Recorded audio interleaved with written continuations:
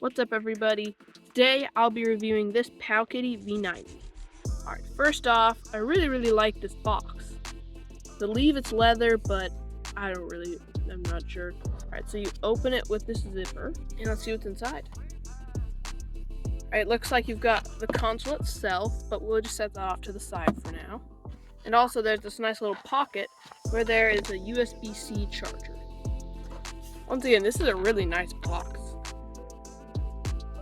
Alright, now let's look at the actual console. So this is the POWKIDDY v90, a retro gaming handheld console. It's one of the best retro handheld consoles of all time, and I believe it cost me about $40. So let's check it out. Firstly, you have a USB-C port right here and a headphone jack. On the side, you have a nice little volume slider. And on the other side, you have an SD card and an on and off switch. And then on the back, you have your shoulder buttons right here. And on the bottom, you have a battery. And on the top, it says POWKIDDY right here.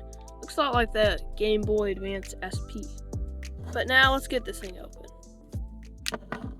Alright, on the inside, you have two speakers, a select and start button, this D-pad, I believe this is a menu button, and these buttons.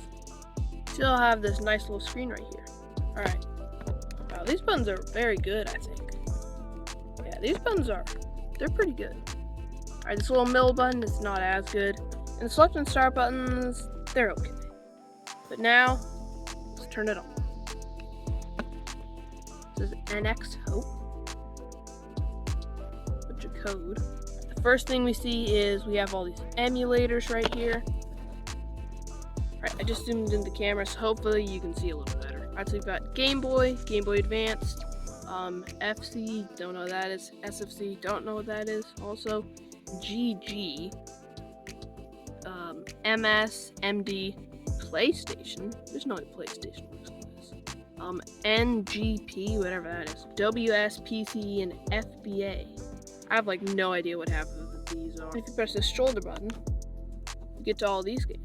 Cave Story, that's a pretty good game. Doom. I think if this thing can actually run Doom, I'll be pretty surprised. Oh, no way. Quake 1 and Quake 2 are on here. There's no way this can run that. And you've also got just a bunch of other little games. But when you press the shoulder button again, you get to this, which is just like some settings. But now, let's see what games this thing has. Alright, so this is supposed to be like a Game Boy Advance emulator. So let's try a Game Boy Advance. See if they have Pokemon. Oh man, they don't even have Pokemon. Alright, well, I guess I really want to see like what this thing can do. So let's try Quake 2. Quake 2 in 3, 2, 1. Okay,